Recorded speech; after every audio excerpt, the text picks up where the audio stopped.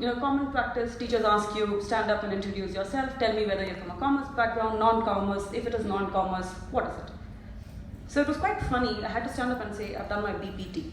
So no one questioned me, but Hema ma'am asked me, so the BPT? I said, yes ma'am. What does that stand for? I said, Bachelor's of Physiotherapy. She looked at me for a moment and she didn't ask me a question after that. But what it taught me was, why did it matter that I was a doctor who wanted to do my MBA? It didn't.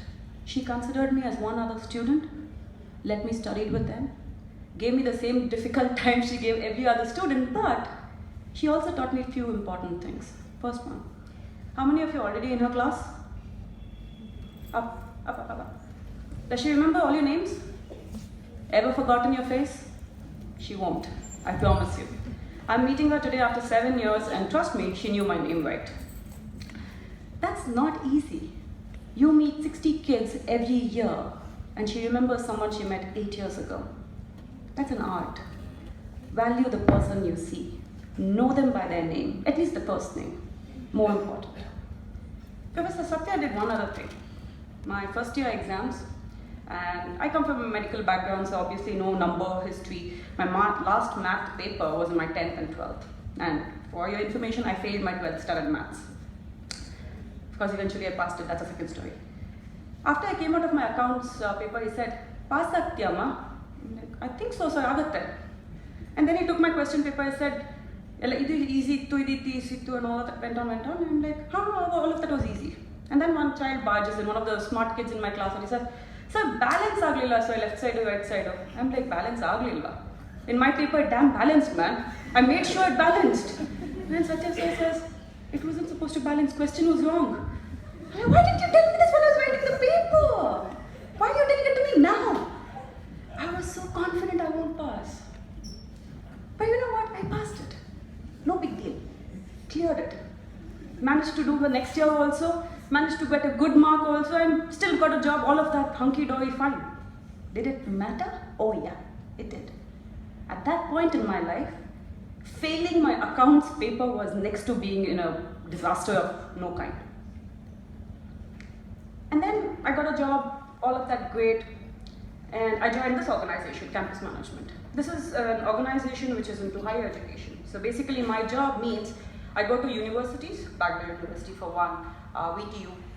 I go to universities and I talk to the chancellors, I talk to the ministers, I talk to people out there who are decision makers. And what do I talk to them about? About my company's product. I have to sell the product to them. Not a big deal at all. But what it does is every time they see someone who looks like me, who's a girl, who's a fancy MBA and all of that, they sort of lose a little bit respect. And then I learned the hard way. How do I earn this respect back? Have knowledge about what you're talking and to whom you're talking. If you know who the person on the other side of the table is, you have learned half the deal. If you can emphasize better on what you're doing, it's yours. It's as simple.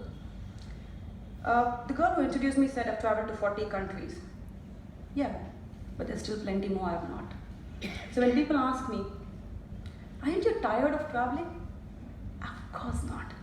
Isn't there joy every time you get on an airplane and you land in a new country, you get your stamp on your passport? By the way, I'm in my 3rd passport. I need 2 more to be happy, I think. Why not? Get new people, new food, all those beautiful photos that you can put on Facebook and Instagram.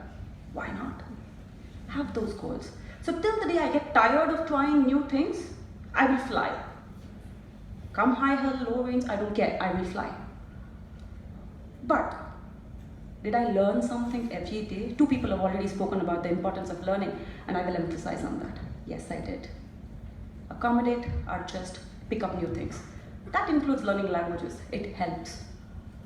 As an alumni, one last piece of advice I'd like to give you.